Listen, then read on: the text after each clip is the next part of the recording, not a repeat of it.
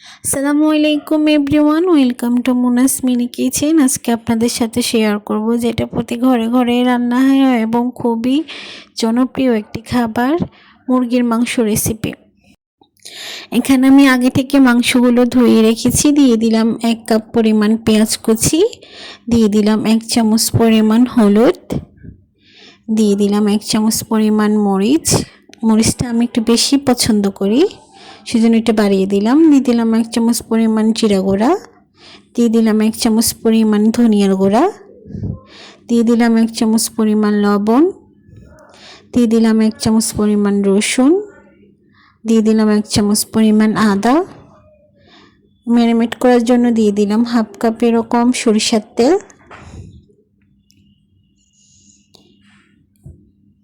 সব কিছু দিয়ে দেওয়ার পর এখন আমি আস্তে আস্তে করে মেখে নিব। এমনভাবে মাখতে হবে যাতে মাংসের সাথে মশলাগুলো খুব ভালোভাবে লেগে যায়।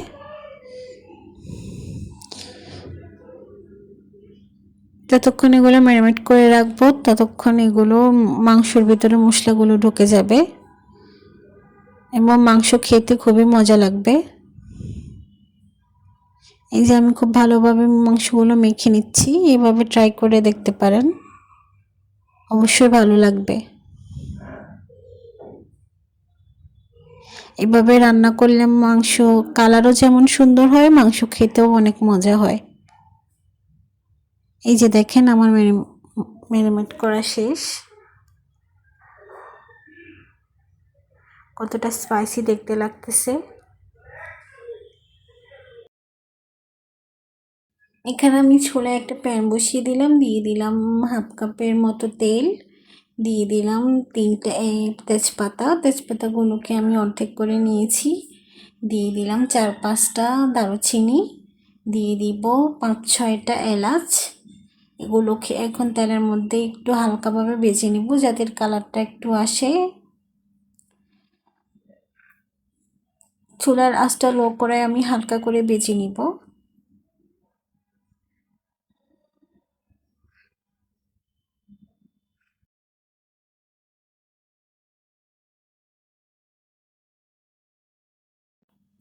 এখন আমি আগে থেকে যে মাংসগুলো ম্যারিনেট করে রেখেছিলাম ওগুলোকে এখন আমি তেলের মধ্যে দিয়ে দিব।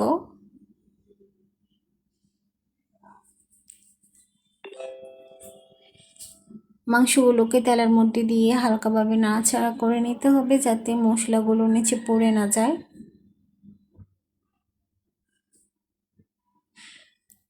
ঢাকনা দিয়ে রেখে দিব 3 মিনিটের জন্য। 3 মিনিট পর ঢাকনা খুলে আবার একটু নাড়াচাড়া করে নিব।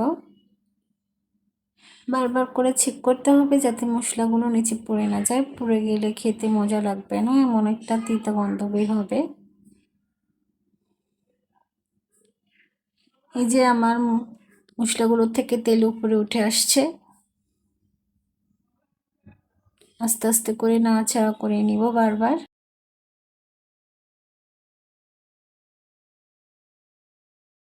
আমি যেহেতু মাংস ভুনা করব জন্য পানি বেশি দিব না, কমই দিব।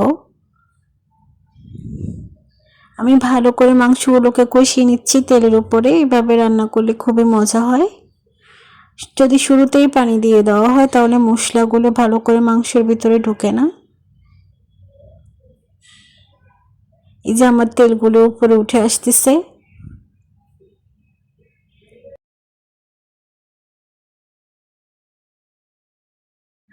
আমার মাংসগুলো কষানো হয়ে গেছে। এখন আমি এর মধ্যে একটু নাড়াচাড়া করে দিয়ে দিব 1 কাপ পরিমাণ পানি।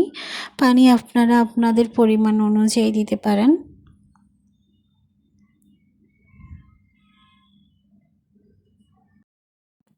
এখন আমি ঢাকনা দিয়ে রেখে দিব আরও 20 মিনিটের জন্য। এর মধ্যে এগুলো রান্না হয়ে যাবে। আমার ভিডিওটি যদি ভালো লাগে অবশ্যই সাবস্ক্রাইব করে রাখবেন পরবর্তীতে নোটিফিকেশন পাওয়ার জন্য। সবাইকে অনেক ধন্যবাদ। আসসালামু আলাইকুম।